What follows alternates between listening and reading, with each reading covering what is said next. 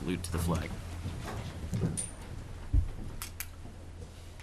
I pledge allegiance to the flag of the United States of America and to the republic for which it stands, one nation, under God, indivisible, with liberty and justice for all. Madam Clerk, would you please conduct the roll call? President Kushmerek. Present. Councilor Bean. Present. Councilor Boishman. Here. Councilor Bezal. Present. Councilor Clark. Here. Councilor Di Natale.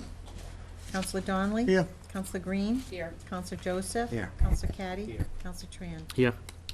Public forum. Anyone wishing to speak on any matter on the agenda may do so for not more than 2 minutes. If you're addressing public hearing petitions, you'll have an opportunity to speak at that time. Please approach the center table and identify yourself by name and address for the record and the item number on the agenda which you're addressing. Does anyone wish to speak at this time? Seeing none, if there are no objections, we'll now hear a oral report from the Appointments Committee. Councilor Bean. President, the City Council Committee on Appointments met tonight with 2 appointments before us. Take them separately. The first one is the Human Rights Commission, term to expire June 1st, 2020. Sir David Demosthenes, and that was a 5-0. Motion to accept. Second. I have a motion and second to accept the appointment of Mr. David Demosthenes to the Human Rights Commission for a term to expire June 1st, 2020. Speaking to the motion, all those in favor? Aye. All those opposed? It is unanimous. Motion carries. I'd like to thank David, who's here with his the chair of the Human Rights Commission, Barbara Nealon. So thank you, David. Congratulations. Second one is Executive Director of Community Development Planning, term to expire July 1st, 2020. Mr. Thomas Shirosky. And this is to take the place of Larry Casassa, the retired Director of Community Development. Committee's report was to accept the mayor's recommendation. Motion to accept the committee's recommendation. Second. I have a motion and second to accept the committee's recommendation. Speaking to the motion, Councilor Tran. Thank you, Mr. President. Before I vote on this position, I have some questions and then comments. Following those questions, and my questions will pertain to the process itself. I would like to see or have someone from the search committee or the HR department so I can ask some questions regarding the process in selecting this resume that is in front of me. So we have a member, Ms. Susan Davis of the Human Resources Department. As Mayor well Di as the Natale, search committee. can you also speak to this if necessary? Excellent. Ms. Davis, I'm assuming there was a job posting for this position, Correct. and where was it posted? I don't have the list with me, but it was on numerous outlets. On the AICP site, as well as many planning association sites. MMPA, the MMA. MMA. We had, I think, 19 different places that we had posted it. Can you And can you tell me who made up the search committee, the makeup of the search committee? Okay, this, for this particular search, because this had gone actually through 2 search processes, Jay Bry, Paula Karen, Counselor Caddy, myself, and Bernie Stevens. Tricia Stowe. Now, Tricia didn't participate in choosing him because since she is his boss, or was his boss at Mock, she was not on the search committee. Matt Fournier, too. And, oh, yes, Matt Fournier. Sorry, what was that last name? Matt Fournier. How many resumes were received by the search committee? 6. And of those 6, how many of those resumes were recruited by the city? And when I say recruited, it means that we actually go out there and search for resumes and not having the resume submitted to the search committee. Do you know? I do, but I'm trying to make sure I answer because I'm not entirely understanding. And we had posted it in a number of different. All 6 resumes were submission. Were they submissions to the search Yes, committee? yes. Okay, I'm so the city didn't actually go out there and do any recruiting. Actually, with. Did you want? I didn't submit my resume. That might be worth noting, so. This. Thank you. The submissions that came in were all through, except for Tom's, because there was a, in this particular process, what had happened, we had gone through the search committee, through the process. We had some candidates that we had interviewed, and after that point, none of those candidates were going to work out. They either, for whatever the reason, either with the position or we just didn't feel that it was going to be a good fit. And then shortly after that process closed, then Mr. Skorowski had submitted his resume. It was actually after, so we, as kind of, there was a closing date. I apologize because I don't have the actual posting with me. But it was after we had interviewed, there were 2 candidates that we were interested in. And again, those 2 candidates didn't work out. We didn't feel that they were going to be a good fit. And then he had applied afterward. So you just said that Mr. Swarovski submitted his resume, but he just said that he didn't submit his resume. So who gave you the resume? So what I meant was in the initial search process, what the committee meeting. Right. We Okay, had so you received 6 resumes, and none of which satisfy the city's criteria or requirements. After And then- interviewing. Right, after all the interviews. Mhm. Why wouldn't you do another round of recruitment and accepting of resumes rather than just then receive one resume and then settle on that one? We posted, and I certainly apologize because I'm trying to get the dates. We posted the position again and set up the search committee. In the interim, Mr. Skorowski had applied.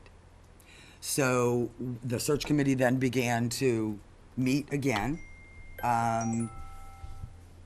And we had interviewed him because we wanted to make sure we were going through the process. But the position was posted again.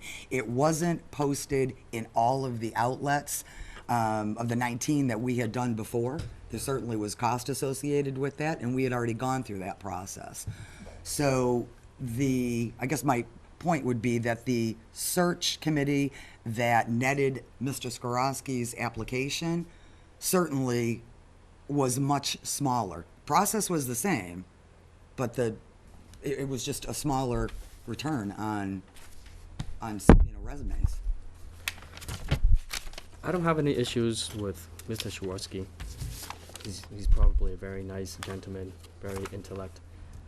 This is probably the first time that we formally met. And my comments really have nothing to do with him. I'm pretty puzzled with the process itself because I'm a very process-oriented person. I have over 23 years of interviewing, hiring, and retaining employees. I manage projects and people in 3 continents. When I saw the resume in the private sector, that resume wouldn't even come to me. I wouldn't even give it a second look. I couldn't find any experience on the resume to convince me that the resume qualifies to be the executive director of this city. A role that has the responsibilities of managing the whole entire department with junior, senior, principal personnel in that department, as well as the tremendous responsibility of moving this city forward. This is why, at the committee meeting, I pointed out to the candidate the difference between the project coordinator and the executive director position. I know in the private sector, you have to, you know, there's levels that you have to climb to get to a certain position. And I'm baffled how this resume was able to pass the search committee, pass the appointments committee of the city council, and now before the full council committee. I'm sorry, I don't want to interrupt, are you, Sure, make your comment. or Mayor may I Vinatelli, comment? I'm not- I know you were looking to Yeah, make a comment thank to you, this. thank you, Mr. President. I want to remind the council that this is the third iteration in this whole process. So we're looking at 7 months of seeking a replacement for someone who served the community. Larry was what, over 30 years? Right. The advantage that Mr. Skorowski has is the fact that we know what he's capable of doing. Some of the individuals that we were encountering didn't have the educational background that Mr. Skorowski has. I think this is an outstanding appointment. I think we're fortunate. He didn't go in the second round because his family situation at that time didn't warrant him pursuing this kind of position, and I respect that. But I found the fact that he was then, after several months, things changed in his life. He became available, and again, through the Reimagine North of Maine project, he has met not just local officials, and there was a question about his private sector experience. He's partnered with some of the larger banks in the community, not to mention the Federal Reserve in Boston. He's fluent in speaking that language, as well as the fact that he's a Harvard graduate and has that planning background. So don't let his age or his youth, if you will, concern you. I think he is going to be outstanding. He's going to grow along with the city of Fitchburg. It's my job to move the city forward. It's his job to help me do that. And he will do that. Mr. President, with all due respect to the mayor's comments, I don't think anyone was alluding to the candidate's age. I, for one, would never discriminate anybody regarding the person's age. Now, as it pertained to the comment about the city going through 7 months of not being able to find a candidate. So, 7 months and you can't find a candidate, and you jump and select the only resume that's in front of you? We just heard from the HR department that they didn't have an effort of going out there recruiting anybody. They just wait for resumes to be submitted. In the private sector, you don't do that. You can accept submissions, but you also go out there, look for the best talent, and recruit that talent. We don't do that in the city. We haven't done that in the city. And now, I feel really bad that this resume is in front of me and I have to critique it. It shouldn't be my job. My job should be looking at the resume. This gentleman, this candidate is really qualified. Accept the appointment. Because that's what I've been doing with the past mayor's appointments. That's what I've been doing with this mayor's appointments for his 1.5 year term. And I wanted to do that for this appointment. But unfortunately, it's an insult to my intelligence, my background, my integrity if I were to vote for this appointment. It's not qualified for this position. It's just not.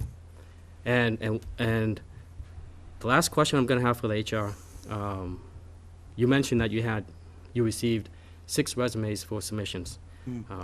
Can you forward me those resumes after this meeting? I would like to see those resumes. Thank you. That's all I have, Mr. President. Counselor Boishman. You know, Mayor, I hear you talk, and I talking to you earlier.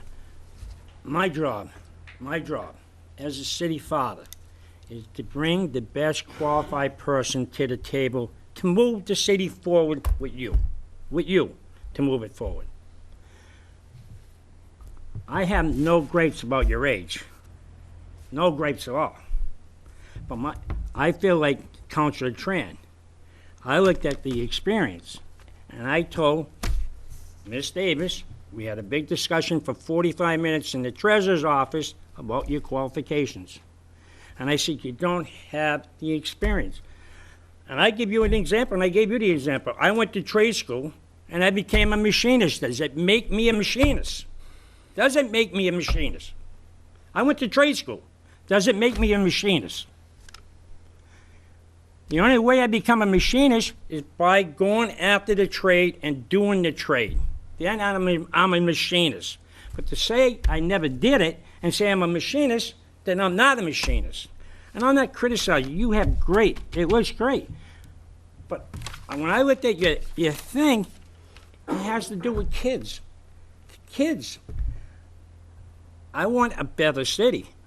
I told you, I'm not here for a long time. If I get beat in November, I'm a shareholder, a very important shareholder. I pay the bills to the city. I pay, her pay, and the other people's pay, and her pay. So you got to really try to keep me happy. But when I look at the resume, and I says, you are smart. Reimagine North of Main. Tell me what we did. I live here. I drive Main Street every day. I drive Ward 5 every day, Ward 4 every day, Ward 3 every day, Ward 2 every day, Ward 1 every day. Tell me, what do we do?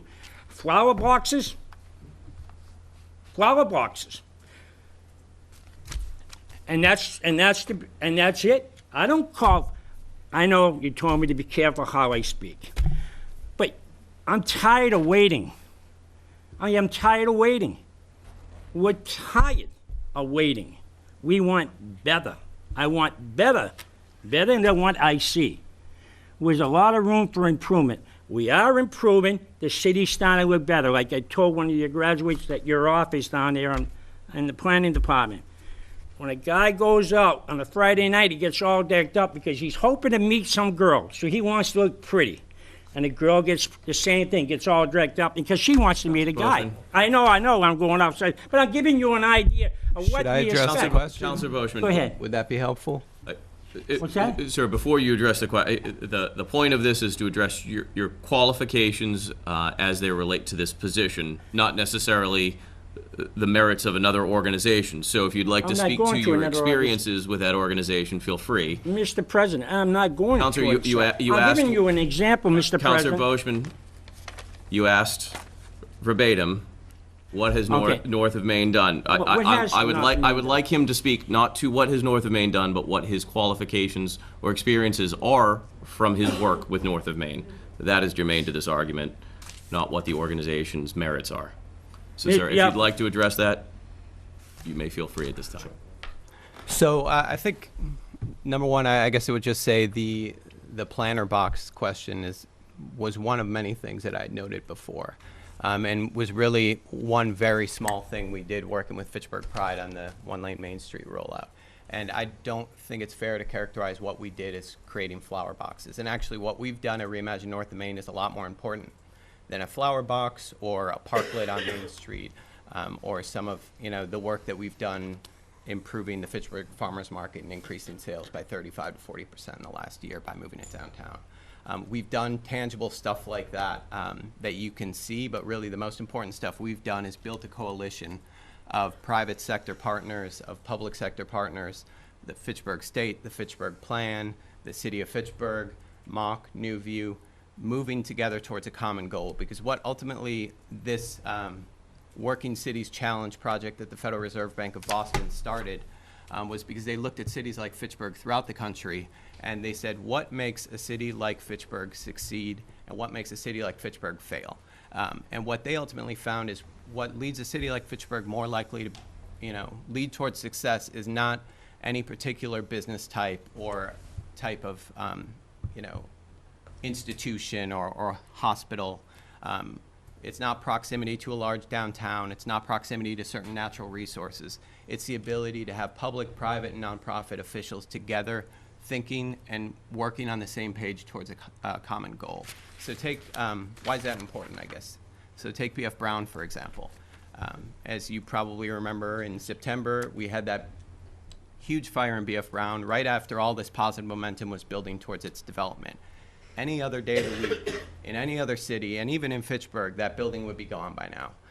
But what we did by building a coalition, we stood together to work to keep it still, on the path towards development. We provided efforts both on a staff level and structural engineering supports to make sure that the building was secure and ready for the next phase of development.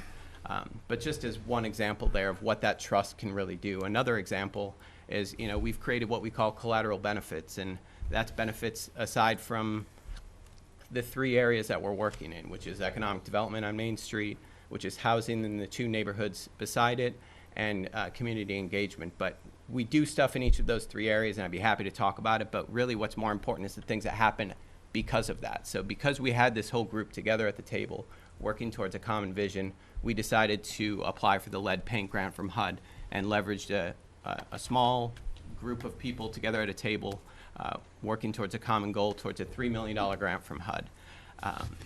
Along the same lines, we sat at a table working towards the Urban Agenda grant from the state in 2015, December of 2015. And we actually were unsuccessful for the grant, but after being at that table together and realizing that the most important thing that we wanted to work towards in that grant was reviving the theater block, Fitchburg State then went and purchased the theater block, and it's going to make an impact, an investment impact that's going to transform the downtown, and they're breaking ground in August on that. And we've helped them, among other things that we've done to help support the theater block. We actually provided funding to allow them to reach historic district status, which now they're in the middle of that process. And if they can get that, that'll free up tax credit equity funding that will actually help make the plan a reality, because it's one thing to buy a property, it's another thing to have the funds to develop it. So we've done quite a bit more than planter boxes, and I could go on, and I'd be happy to send you our 2016 evaluation report that can go over a bit more than what I could in a limited period of time. But I assure you it's more than you think. The only thing, one other thing, Mr. President, I want to say, some of your councils feel that, because we had a search committee, and they picked up the candidate, that we should, and Councilor Joseph talked to me about it today, we should really stick by what your recommendations are. A search committee, to me, is a search committee that says you make a recommendation, and if we as city fathers try to do our homework as best as we possibly can, and we feel in our hearts, and I feel in my heart, that if a candidate doesn't have the qualifications, or the minimum qualifications of 8 years experience or 4 years experience, that we should send it back to the search committee and start over again. I mean, we started off in 2016, so we get 7 months because we had Larry sticking on board because we thought we were going to hire somebody, but we didn't. So we started off in 2016, so we were a year and a half. We sat around, and now we're just, no offense, Tom, excuse me. We're going to jump. I'm tired of jumping. And the people in my ward are tired of hearing. And they want to see things. And they want a better community. Councilor Green, Councilor Beazle, Councilor Chris Merrick, when we came on board in 2013, this is what we told the public, that we were going to make some changes, and we were going to work hard to do it. Yeah, we got it looking pretty good. Not the best, but pretty good.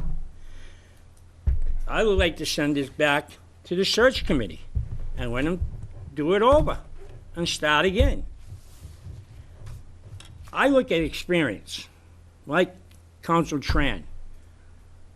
You know, this is a big job. I tried to tell you earlier, this is a really big job, and whoever gets this job is going to dictate how the city's going to be. This is how big it is. It's even bigger than the mayor, because the mayor's only here for 2 years. You may be here for 30. Maybe not, because you get the degree, and you may move on, because that's what happens. But this is a big job. And my other question to you, if you get this job, are you going to move to Fitchburg? That's a good question. And right now I don't. And just to lay it out on the table, I live in Melrose. So I had to go through a phase last year. And the reason I never applied in the first place was my wife was pregnant and had our first child in November. And Congratulations. I was trying to figure out how to change the diaper. I didn't feel like I was in a good stage to dictate the planning and development goals of the city. I wasn't there yet. And I feel like I am now. But, you know, when we found out my wife was pregnant, we had to make a decision on where to live. And I guess I would ask you to put yourself in my shoes back then when we were trying to figure that out. When I have a position right now where every November I need to go in front of a board and, for all intents and purposes, ask for my job. And in December, about a week before the holidays, every year I hear whether or not I'm hired again. And with that lack of job security, it didn't make sense at that time, and instead stayed by where my wife is employed. And I would certainly, aside from the commute, which stinks, but I would like to live closer to where I work because I want to be a father of the city and a steward of the city as well. I'm not going to make promises, though. I think that would be, a bit rash of me to say. And it's not just a Tom decision; it's a family decision ultimately. But I do think that there are benefits to being an outsider as well. And I know this isn't quite answering your question, but I think being somebody on the outside that isn't used to doing things the same old way, that doesn't see things in Fitchburg as they always have been, but what they could be. And I think I bring a lot to the table as an outsider, and fully recognizing the blind spots that come with being somebody that's not from around here, starting at Reimagine North of Main. I was not an expert in Fitchburg by any means, but I surrounded myself with people who are and learned from them and took some humility to the table to really develop and learn. And I think if, as to the questions of my expertise and qualifications, you can speak to anybody on my leadership team or our advisory committee, and they would tell you about the work that I've done and how I've taken the group forward. And the effect that I've had on that collaboration is similar to what I'd have here. And I think it's just worth noting, and I hope we can continue this conversation, and I'd be happy to refer you to any of those folks. Thank you. Thank you, Tom. Thank you. And congratulations, too, on the birthday of your child. Thank you. Counselor Beazle. Thank you. I know the work that Tom did with Reimagine North Main, and he brought a segment of the city together to talk about the issues that the city was having, whether it be transportation, security, or other things. He's always been a great advocate, and as far as Reimagine North Main been, he's done a fantastic job. I will have to, though, echo the sentiments of Councilor Tran, that it was very disappointing to hear that we had 6 applicants. And the reason why I say that is because last week I looked at 100 applications. I brought 30 people in for interviews, and I hired 7 people for a $12 an hour job. There has got to be a better process that we need to have, and I don't know if the council president has to have a special meeting, the appointments committee, and put together an ad hoc meeting as to what should the process be moving forward. How many days should be posted? What is the acceptable amount of applications? If we don't receive the amount of applications, do we then raise the amount that we're willing to pay good applicants to come in? There has to be a process, because if you don't have a process in this hiring, you end up with what we're seeing tonight. Okay? Haven't had the best track record when it's come to that. I know when I first got on the city council, I was told everybody that comes through appointments gets passed. And then all of a sudden it turned into, we don't have the best candidates. We've been talking about this for the longest time. And, you know, this has got nothing against Tom and his character. I can't say enough good things about what he did for Reimagine North Main Street, okay? But I don't know if he's the best candidate out there based off of 6 applications. And that's where I stand with this. I will not be voting for this tonight, and I came in with a mindset that I was, but after hearing that we only had 6 applications, in all honesty, I really can't. And if we go through another search committee and we have to, and Tom is the best candidate after the next search committee, then by all means, at some point, we have to say this is the best person for the job. But the processes that we have in place now are failing the city, and we need to fix them. And the only way to fix that is to have an ad hoc committee and tell everybody this is what the process is, and this is what we expect from now on moving forward. Thank you. Counselor, to your point, I'll speak with the Appointments Committee Chair, Counselor Bean, and we'll convene and speak to that point further.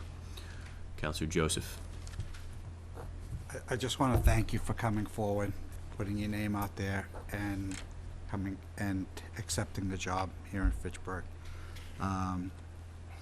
As I told Councilor Boschman, I have full faith in the search committee's ability to do the job. I've been through several search committees, police chief. We've seen the results with our treasurer. We've seen the results with our auditor. There's been a lot of good hires. I don't know where people feel that we haven't had good hires, because I think we've had a lot of great hires here in the city of Fitchburg recently. And I think they've been the result of good search committees. Just because we did not get the gentleman from Wendell that has 20 years in the planning department in Wendell, or the person in Littleton that has been with the city of Littleton for 30 years as the planning coordinator, doesn't mean that we didn't get the best candidate for the city of Fitchburg, okay? I like the fact that you appear to be bright, you appear to be intelligent, you appear to be energetic, you appear to be knowledgeable in your subject matter.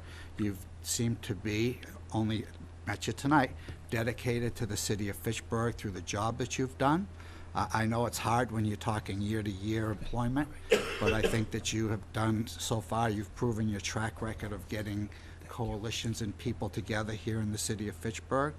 I know that the mayor has worked with you, and the mayor has said good things about you this evening, about your ties that you've dealt with in Boston, and I mean, that's the things that we need.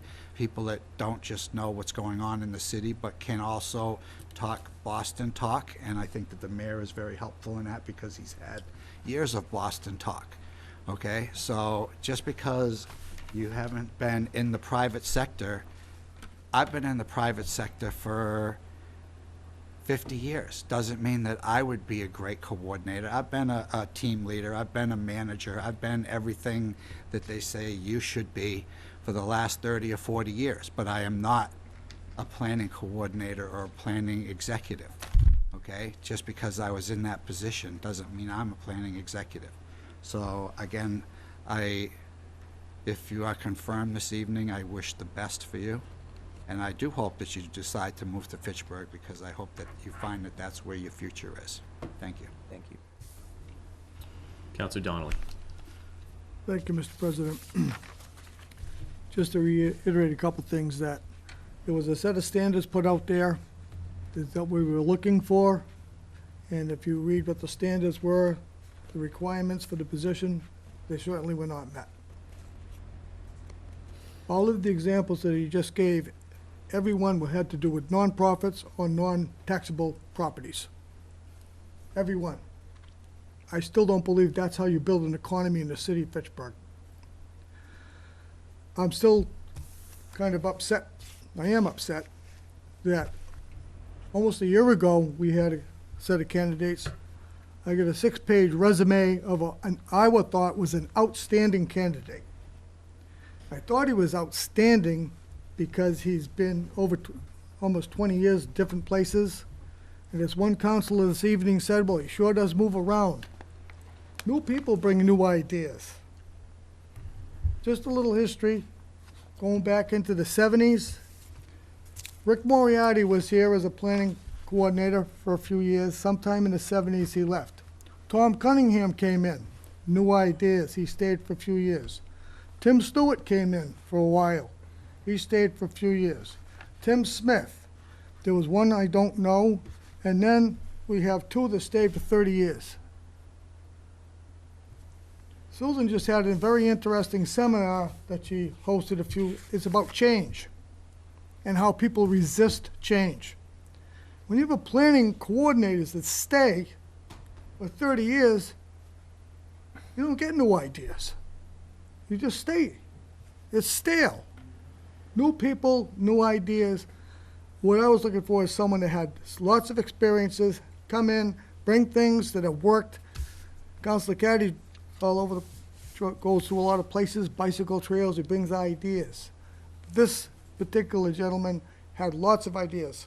Massachusetts, Connecticut, and Vermont. And he was overseas. Special clearances from the government. But he was rejected. Now I question, why don't people that are with lots of experience want to come to Fitchburg? Do we have a bad reputation? We're hard to get in? I mean, those people that are in these associations talk to each other. So if you get a few people that applied last year and we go through the interview process, pretty soon it gets us, well, don't waste your time, they're not going to hire anybody. But I still don't think that we're getting what we need, someone that has a history of accomplishments. That's what I was looking for Fitchburg, not just to coordinate nonprofits. Thank you. Counselor Caddy. I just want to make a correction what I heard tonight. On the first rounds of candidates, we had 15 applications. As a group, we discussed about breaking that down to 5 and submitting them to the mayor. In fact, we broke them down to 6.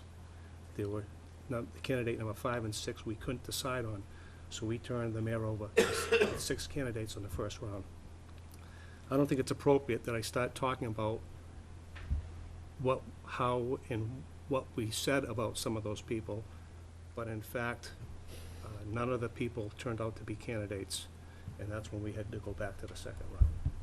At that point, we submitted 2 names to the mayor, and the mayor made his choice, which you see tonight. So I just wanted to make all the things I heard earlier, you were wrong. It wasn't 5 candidates, it was 15 to start with. And then when you want to add the next round, it went up to 17. I can't speak as to where it was advertised, I do not know. I believe on the first rounds, I think Bernie Stevens handled that, but I know it was many places where it was advertised, and we got 15 resumes. I have a motion and second to confirm the appointment. All those in favor, please raise your hand. All those opposed? 4 in opposition. Motion carries. Carries. Congratulations, Mr. Skrowski.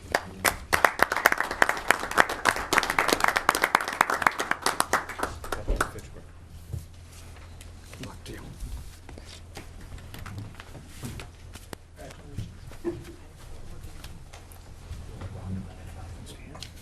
No, I don't stand. It comes over, I'll stand. It's a hard fought, but you're part of the team now.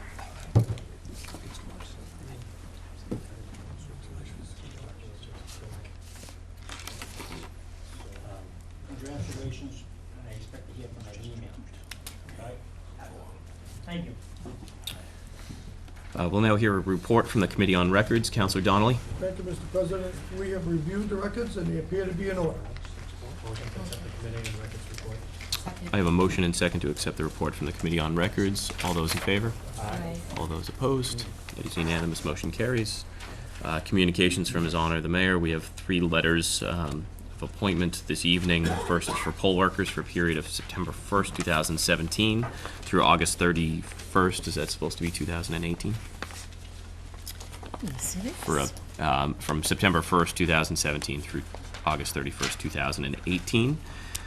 The second letter of communication is permanent reserve police officers Hiram J. Velasquez, Ismael Sanchez, and Daniela M. Lopez. And a third letter of appointment for permanent full-time firefighter Tyson A. Hersberg. Will you refer to the appointments committee? I have a motion and second to send 3 letters of appointment to the appointments committee. All those in favor? All those opposed? It's unanimous. Motion carries. And we have one other communication this evening from the Pension Reserves Investment Management First on Board. file in the clerk's office. That will be placed on file in the city clerk's office. I'll resume with the agenda. Public Works Committee meeting. Counselor Caddy? The first meeting, June 27th, 5 p.m. Petition 159, Councilor Jody Joseph and Marcus D. Natale to inspect and if warranted, remove the tree on the right side of the road coming from Electric Ave just after 407 Mount Elam Road. That was granted. 184-17, Councilor Joe Keddy to correct the water problem at 40 Cathy Street. That was granted. 185-17, Councilor Mike Kushmer to install a berm in front of the properties located at 219 up to and including 265 Mount Vernon Street was granted. 186-17, Councilor Paul Boschman to please repair sidewalk at 337 Clarendon Street and 341 Clarendon Street up to LaGros Street. That was held in committee. 189-17, Councilor Jody Joseph and Robert Graves to replace blacktop sidewalk with original concrete sidewalk in front of 76 Abbott Ave. That was held in committee. 190-17, Councilor Mike Kushmer to replace, repair, or remove damaged guardrails on Ashburnham Hill Road near the following numbers: 508 immediately and before after 1086 and 1577. That was granted. And last, 191-17, Councilor Angelo Bezos to grind, stump, and repair sidewalk located at 97 Lincoln Street. That was held for review by Unitil. Motion to accept the Public Works Committee report. Second. I have a motion and second. A motion and second to accept the Public Works Committee report. Speaking to the motion, Counselor I would Boschman. like to pull 186-17 from that. I would like to amend my motion and exclude 186-17, Councilor. Is that the one? Yes. Councilors, I have a motion and second to approve 159 up to and including 190, 117 excluding 186-17. Speaking to the motion, all those in favor? Aye. All those opposed?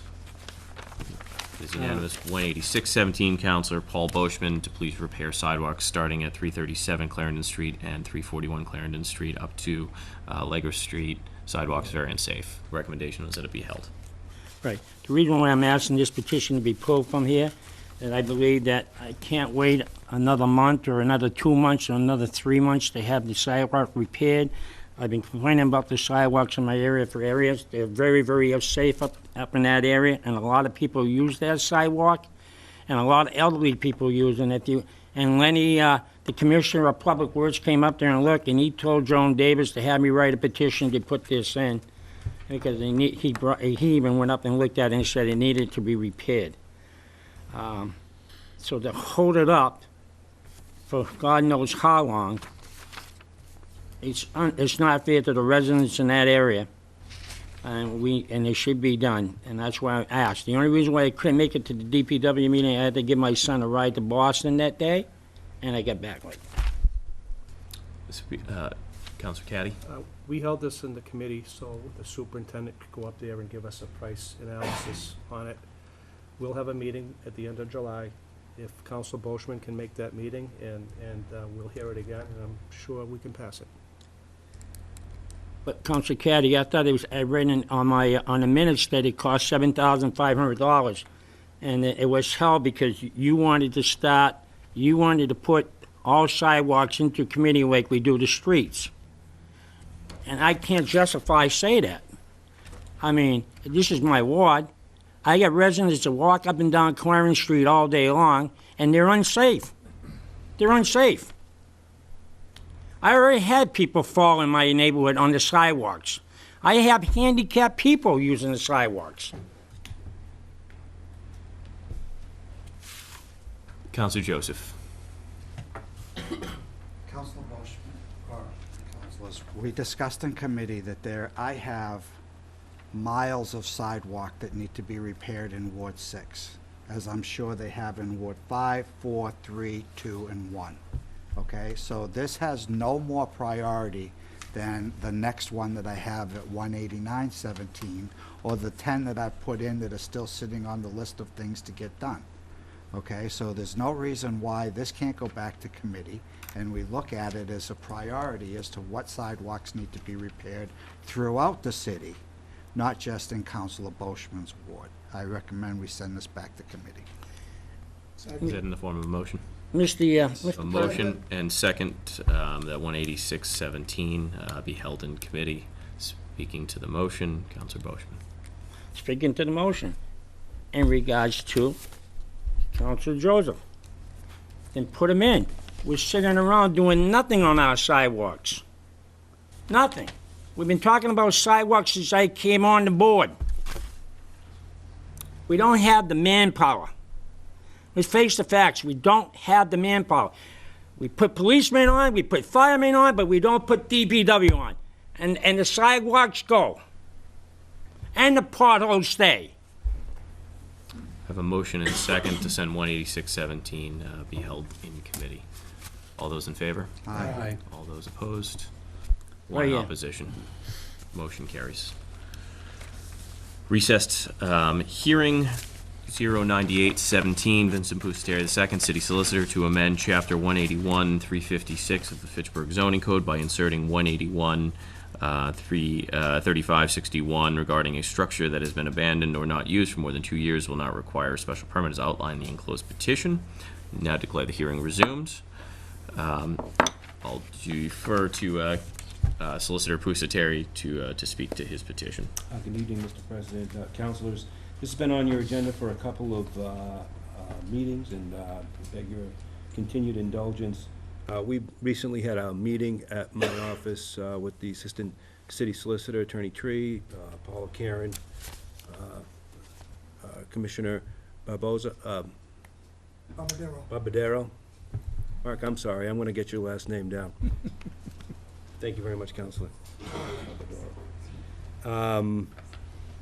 AJ, Mayor's Chief of Staff, was with us. Mr. O'Hara from Planning Department was with us. And we've worked, and we're coming up with hopefully a draft revision and proposed report for the Planning Board. We hope that the Planning Board will receive the draft report, further debate the topic, and then file a report with City Council by the time for your next regularly scheduled meeting. Is what our anticipation is. But that would be the process. The process is we are currently waiting, regardless of what my office does, for a report from the Planning Board. In that meeting, hopefully, will produce quite a bit of discussion on it and some recommendations. So I'm available for questions. We can take them, certainly take them now, or at my office. And Solicitor, you feel confident that the Planning Board is on track to be able to put forward more advanced language for the council to vote on? Well, we have one gentleman in the back saying no from the Planning Board. But, Sure. A member of the Planning Board, Mr. Hurley? As a member of the planning board, I have not received any information on this at all. Okay. Paula Karen has been meeting, I understand that, I just found out tonight that she did meet with you. Yes, sir. That's the first I heard of that.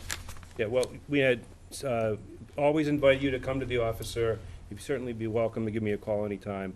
And it's been pending, and I think we did meet. And I do welcome the fact that you invite me to the office, but I think it would be better that if it's an issue that was coming before the board, it would be nice if we discussed it as a board. Thank you. Yeah. Thank you, Mr. Hurley. Our intention. Thank you, Mr. Solicitor. Councilor Donnelly. If there are anyone in the public would like to speak, I would. They'll have that opportunity. This is now an opportunity for I'd like to hear councilors that, but first. At the nice meeting yesterday with Attorney Tree, we discussed continuing it unless other people have something to talk, but they have, a solution is coming up, and the commissioner is contributing greatly to that. Absolutely. like to, so if we can continue it, but I mean, as much discussion as necessary today, but they're working on a good solution, in my opinion. And I'll just add, I know there's another council wishing to speak, and there may be some members of the public wishing to speak in favor or opposition. I know there's some that are really looking to see this happen in a quick time frame, and while I think we're anxious to see something to be able to vote on, I think it's also important that we keep in mind that we not rush the process, and that whatever comes in front of us be ready to be voted on. I mean, this is, at the end of the day, important language that'll be reflected in our city code and our building code, and I think it'd be very important that we get it right the first time, that we not then have to go back and amend it future times because we've rushed it through the process. So I hope it happens at an expedited pace, but at a deliberate enough pace so it's done correctly the first time. That said, Councilor Joseph. That's why I was wondering, we only have one more meeting in July and nothing in August, so I would it still has to go to the planning board to be vetted, so why rush it? Why wouldn't we put it on the first meeting in September as opposed to try and coordinate our schedule with the planning board schedule, which may want at least one extra meeting to discuss it? So I would suggest, if we do decide to continue, that we would continue it to our first meeting in September. Thank you, Councilor Joseph. Councilor Boishman. I only got one thing for the city solicitor. I read your thing on the homework, my homework. The only thing I have trouble with, and I keep on telling the building commissioner, and I think I told you, I really like the fact that we can tell a person on a non-conforming that's been vacant for 2 years, we want you to paint your house, and we want you to side it, or we want you to side it. That's the only thing that I liked about the whole thing, because by law, the way I was told from Mark Goldstein, Attorney Goldstein, our judge, said we can do that. We could do that. We could say, we want you to do this, within reason. And that's what I liked about that program. If it comes in front of me after I read it again and with the planning board going over it, but I hope they make a specification on that, about that rule, where we can say to, because we got about 5% of the housing market in Fitchburg that are vacant. And 5% may not seem like a lot, but once you start, it's like a cancer. You fix this one up, the guy next door says, wow, that looks really nice. I'm going to fix my house up. And it spreads a good cancer, not a bad cancer. Just a short response then. No such thing as a good candidate. Mr. Solicitor. Council Boishman, that is an important concern. The mayor's office has really been trying to balance out all of the competing concerns throughout the city. Facilitating contractors that really want to come in and do a first-class job to rehab some of those properties you just identified, and also you're concerned on making sure that we are going to get a good quality product when the process is done. So I think, as Councilor Donnelly alluded to, we think we've struck that balance, and we can't wait to get it to the planning board and see what their input would be. Okay, thank And you. I have if we need to go to September, that's fine. Thank you very much, Mr. President. I appreciate that. Councilor Green. My only concern would be if, and again, we as counselors, I've never felt that we have the expertise in zoning and planning to make decisions regarding special permits, but my concern is that the zoning and planning board are going to get hugely overwhelmed with the amount of these if we open the gate enough to let people come in and start doing the projects, that it's just going to get further and further delayed in their process of meeting times and how their meetings are structured. And I don't want to hold, we've got good, anxious people wanting to start these projects. So I'm concerned about, again, the overwhelming the zoning and planning board with this. The solution that, I'm sorry. Mr. Solicitor. No. First. I think Councilor Donnelly would echo, the solution that we're working for is decreasing the volume to that board, making it easier for your constituents and your investors to work with City Hall and get those permits with some controls that Councilor Boishman has identified. So I think you'll find that the board workload will be decreased as a result of this. Okay, thank you. Councilor Donnelly. Thank you. The solution is streamlining And as suggested by the commissioner, the group wants to put a small committee together so that every week they can go out and do inspections, each week. And if the person agrees to these particular standards immediately, they can issue a permit immediately. If they disagree, then they'll have to go through the whole process. But it's not gonna be by just the commissioner. It's gonna be a group, someone from planning, some from the building department, some from the Board of Health, perhaps a counselor. A group of people that are trying to make streets, cities, neighborhoods better, held to a higher standard. And if the people agree and they're gonna go to this high standard, they can immediately go through. They'll have to have plans, and they're gonna have to come up to the building code and zoning code to a point. But if they disagree and they don't wanna do all that work, they'll have to go to the zoning board. But it's a streamlining process for people that are trying to improve by their home, and it's a streamlining process so everything doesn't have to go to the board. It all has to go through the building department anyway. Thank you. Thank you, Councilor Donnelly. Is there any other councilors wishing to speak at this time? Is there anyone here from the public wishing to speak in favor of this petition? Sir, if you'd kindly come forward and introduce yourself by name and address for the record. Just a short comment, Mark, the building commissioner. Oh, I'm sorry. I just wanted to, He's new, right. I just wanted to say that this idea is conceptual, and we gotta make sure that it will actually be legal, so it's gonna take some thought. But it's I don't know, it's an interesting idea. And if that doesn't work, we've got another idea that's also great, which is the zoning administrator, which could also help streamline. So, but I'm in favor generally of coming up with a system of by right construction for the single and two-family dwellings, because there's a contractor here who has a house that is move-in condition, and you know, he might lose his customer on a house that could be turned over and, you know, put to good use. So that's all I have to say. Mr. Barbadar, I appreciate you you hitting the ground running in your first weeks in office, and I know you have a captive audience here and a captive public too. So thank you for your efforts. Is there anyone else? Mr. Solicitor? Just as a brief response, I just want to call everyone's attention to 200-17, which is a second, well, I'd like to actually say, is a first tier to resolving the problem that we've identified. And the petition that's before you in this hearing is what we consider to be a second tier. The first tier would be to deal with the single and two-family homes. That's already on the agenda and is going to be referred to a public meeting on September 5th, to Councilor Joseph's point. The second tier is what this petition is intended to deal with, and that is for three families and multifamily and other residential properties in the city. And then the third tier, which we have yet to formulate or put into the public process, which would be abandoned use for industrial and commercial. So we're hoping that the second tier gets referred to the September 5th public meeting, and that the council is able to receive more information at that time. Thank you, Mr. Solicitor. Is there anyone else here wishing to speak in favor of the petition? Good evening. Hi, I'm Tom Skorowski. I'm the Executive Director of Planning and Community Development for the city. Nice to meet you all.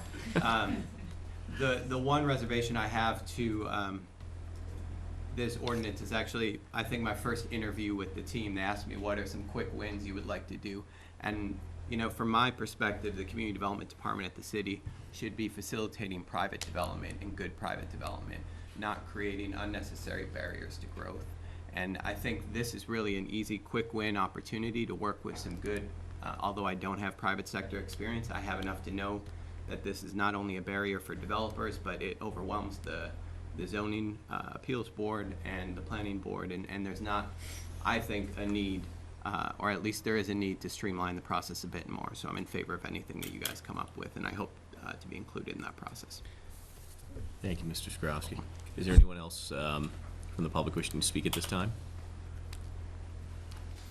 speaking generally in response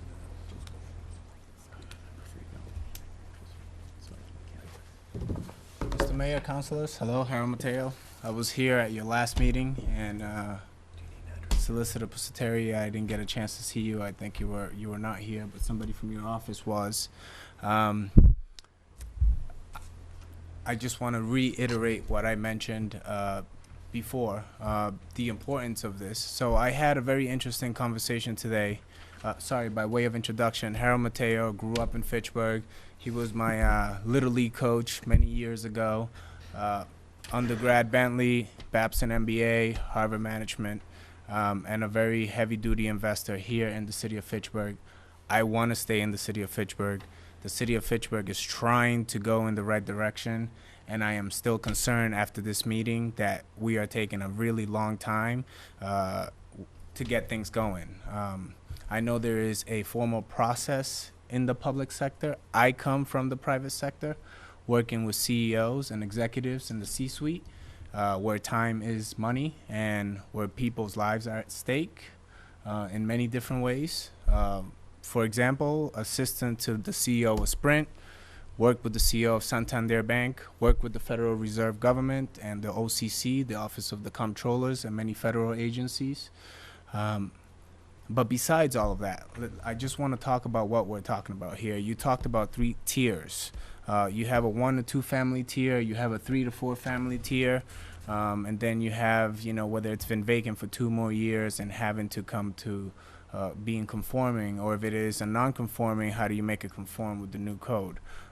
I also know that we talked about something that went into legislation November of 2016, where something cannot lose their non-conforming status after within the 10-year period, correct? The city has not yet made a translation of that here, and I think that would also be helpful to get this kind of cleared up a little faster. So today I had a call with a very interesting group of investors, former Goldman Sachs, bankers, investment bankers. They're raising about a $500 million fund. They're in the phase of raising money, and I just happened to meet these kids because they're in their 30s, and I'm in my 30s, and I met them through a second person that went to Bentley. Today they said, Harold, we want to give you the green light. We want to give you between $2 to $3 million to invest. We like your track record. We like what you have done in the city of Fitchburg, right? And I'm talking to them and I'm thinking, God, Lord, this is fabulous. This is great. I really want to invest it. But what am I going to do when I go and I pick out a property? For example, I'm getting ready to close on July 11th on 126 South Street, going up the hill, White House on the left-hand side, boarded up. It's been abandoned for more than 2 years. I'm going to have to wait until the September meeting just to present in front of the Zoning Board of Appeals if there's no solution to this. And who knows, I may have to go longer. This is like 4 months just sitting on a property that could be by that time fixed and sold to a first-time home buyer who's going to care for it, who's going to take out the trash, who's going to make sure, like what happened at my property, 103 Nashville Street, somebody consuming drugs was breaking in and sleeping there. I had to go back and board up all the windows. I did this on July 4th. That was what I was doing, boarding up a house that I could be fixing. And I can't fix because I have to wait for my July 11th hearing on 3 properties. I don't understand how we are moving forward in any sort of way if we're continuing this to September. To me, with all due respect, this is not moving forward. We are still dragging our feet. I don't want to throw myself under the bus with what I am saying because I understand there could be consequences to what I am saying. But this is really I'm not sure if people are understanding the impact this really has. It's serious. It's like families are going somewhere else, to Leominster, Ashburnham, Westminster. They're not coming to Fitchburg. Fitchburg is, yes, headed in the right direction. The mayor's office, planning, the new building commissioner is a breath. He's definitely a breath of fresh air, and I've said that before, and I'm very happy working with everybody within the city. But we are limiting ourselves with our own ordinance that we have and how we do it. I just urge you to please try to do something before then. You have September, you have your ordinance, there's got to be some sort of special process you could do to amend your special process. We can't keep going like this. I don't get the benefit. If you want to see more boarded houses, you're going to see more boarded houses if this continues. If you want to see people losing their houses, that may happen. I don't know, because the economy is going to turn. In the wintertime, the market gets horrible. People stop selling houses. People lose houses. Depreciation may happen. We may go into war. Who knows? But all of those things, socio-economic impact, have an impact on development of a community as a whole, how you drag yourself out of a hole. Because Fitchburg, since 2008, has seen a ton of foreclosures. And they're still out there when you count them. So I don't get how pushing this to September fixes any problem. It still leaves me concerned. I still don't get what the reason for that is. You can would you like some water? Okay. Sorry. It still continues the process to another stage. And then I would like to know if you could, Mr. President, ask, or if I can ask directly what that step is after September, 5th. Do we have to wait another 3 months? I mean, that puts us in December. What's the real answer here? Are we going to keep spinning wheels, or are we going to get a solution on the table? While through change management, you mentioned that's the field I actually work in for a bank. Through change management, you will have reiteration of a process. And it might not be the best process, but your process, whatever you decide to do, will help alleviate some of this. But I don't think waiting another 2 months is the answer. And sir, just to clarify, so from the date the council votes on this, it'll then have to appear 2 weeks later, assuming it can be written into code. And I'd have to defer to the city solicitor and assistant city solicitor on that. But assuming that it could be on the next council agenda, it has to be read twice by law. So that's typically 4 weeks from the date of voting is the earliest that it could be So physically mid-October. take effect. So we're talking mid-October, pretty much. July 6th right now. So Just to, City solicitor. yeah, it is possible to suspend the rules on the reading on that. But I just want to make sure that we all, in the viewing public and everyone, and the gentleman here understands. Harold Mateo, my name, sir. Yeah, we've met a couple of times, Yeah. Mr. Mateo. There are 20 communities out of 347 communities that do not have this rule. Yep, The understand that. overwhelming majority will we will be a very minority group that has no way to really, or a limited way to control the abandoned and not used properties. And the zoning administrative process there'll be 6 communities, we'll be the 7th, to try to use that to facilitate the process. Great. So, Mass General Law that you had asked about has been interpreted. Okay, and- by Fitchburg. By Fitchburg. What is Yep. the interpretation? The interpretation is that And sorry, for the record, can you just tell the folks here what that Mass there's a General Law is? clause in the statute, the zoning statute, that appears to provide that if a building has existed for the last 10 years, that it is otherwise a legal structure. That is correct, It sir. says specifically, though, in that clause, except as provided for by the section, the statute that we're talking about, the abandoned and not used. So we still have to deal with that. And we are. And we've been working on it, and it would be wonderful if we could do everything, every single day, all at the same time. Unfortunately, that's just not. Understand that. I think you guys have been working on this for the last 2 years. It's going to probably be going on 3 years. But I am, as a citizen, I live in Wakefield, Massachusetts. I grew up in Fitchburg. That is a little bit north of Melrose. And I still spend most of my time here in Fitchburg because of the investments that I do. That is great that I'm not saying you're not doing something that is going to be helpful. I am saying that I am concerned at the rate and the speed, aka the velocity that this is being done, because it is not fast enough to solve the problem, right? So that is my concern. So we just did the numbers. At best, we would have a solution for this mid-October based on the calculation of days. Do you feel as counselors and the mayor and the solicitor and the planning board and the building commissioner that that is the best solution? Or do we feel that we could be creative and come up with an alternative before we get to that mid-October date? That's what I'm asking. I would just echo Council President's earlier statement. We want to get it done, but we want to get it done right. You're not going to get it done right the first time. There's a lot of gray areas. When you talk about 3 and 4 families, we get into other things, like if a building's been abandoned, should we sprinkle it? It depends. What amount of the building is being fixed? Who knows? Who determines that? I have that problem with one of my properties, right? I have to take some time, walk with the right officials through it to determine whether it needs to be sprinkled or not. But, sir, I will add, while I understand you're pleading for this to be done on an expedited pace. I am urging you to please consider Well, I it. understand. There is, at this point, there is no language in front of this body for us to vote on at this point. Which was my concern last meeting. I was expecting that this would happen, and as such it has. So I don't understand what the tactics or the strategy is here to get things done and execute, because we are not executing.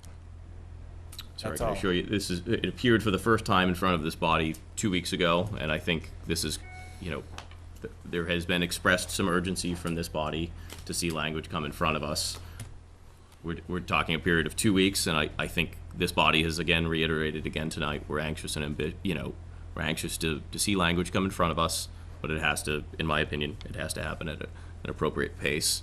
Councilor Green.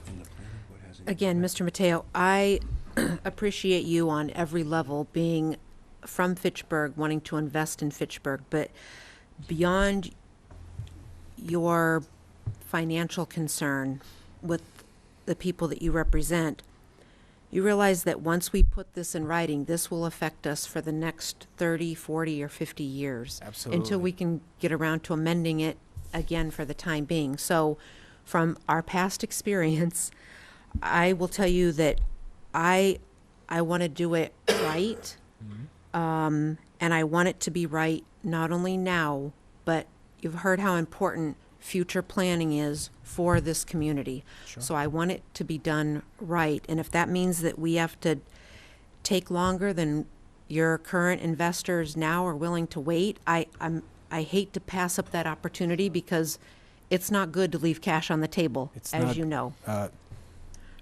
Right. So, President, I'm asking you to Councilor just, Green, it's not thank easy to you be so patient. much. I think it's not a matter of whether my investors or my own personal funds are going to be, or anybody else's who's impacted here in the public, maybe other people would like to speak, on whether it gets flat on the table or it's just sitting there. I think it is a matter of you in Ward 1, Ward 5, Ward 6, councilors at large, Ward 2, you look around your area and you check what you have for abandoned properties boarded up, and then you think how the neighbors of those properties feel, and you think about how their values are going to go down because people are going to have to board up their homes that are vacant, because people that are addicts to drugs are going in there and shooting up. Right, so you Okay? realize that this is a multi-level. Green. May I finish?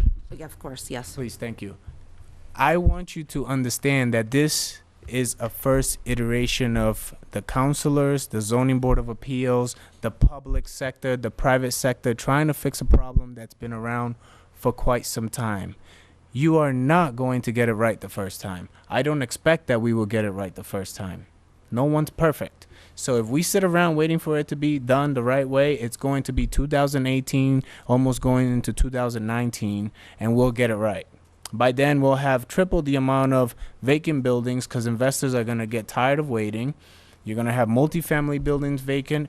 You're going to have single-family properties vacant because nobody wants to touch them. They're not going to come to Fitchburg. That's the reality. I'm from the private sector. I understand what it means to invest, to run a company, to manage business, to deal with regulators, to deal with executives, and the patience runs out. And the city, I understand, is a public sector, and it's government officials, and we operate at a certain speed. But listen, people have to move on, and we as a city need to go in the right direction, or we're going to continue to be in a circle of no progress. That Councilor is, Green, do you have further questions for Mr. Mateo, or is this just a comment at this point? I welcome any question, Councilor. Councilor Tran, I know you were looking to speak as well. Do you have a specific question for Mr. Mateo, or? Thank you, Mr. President. I do have a question for Mr. Mateo, if it's okay with you. I understand that he's not the petitioner. I'd permit you to ask such a question. Thank you, Mr. President.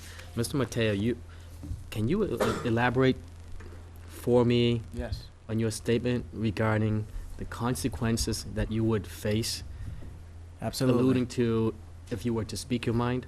What are those consequences? Consequences if I was to, go a little further. You were talking about the permitting process. Yeah. And then you ceased to speak on that, and then you mentioned that there would be consequences if you were to continue, and then you stop, and then you proceeded in a different direction. Let me think. So I'm just wondering, what are the consequences? I'm trying to understand what you're talking about. saying. If you talk bad about the officials, so you're not going to be able to get permits. Oh, that. Okay. Look, I am really what you see is what you get. It's gotten me in a lot of trouble sometimes, and I apologize now if I say anything that is going to offend anyone. There are people in the city that have their way of doing things, and what I mean by that is they have an in, or let me take it back, maybe they don't have an in, or maybe I don't want to talk about it any further, but there are ways where people are ahead of the pack and the process is not competitive as it should be. Maybe a selection process, maybe anything else, maybe how you go through a process applying for something. Maybe somebody has to go through a much harder time to get to the same place than other people. I prefer not to go down that road. I think the city of Fitchburg is trying really hard to be on the right path, in the right direction, and I really do feel that, and I think things are changing. My concern is that we are not doing it at the rate that we should be, and it's going to come back to hurt us, and it's going to hurt all of us. It's going to hurt me, you, everyone.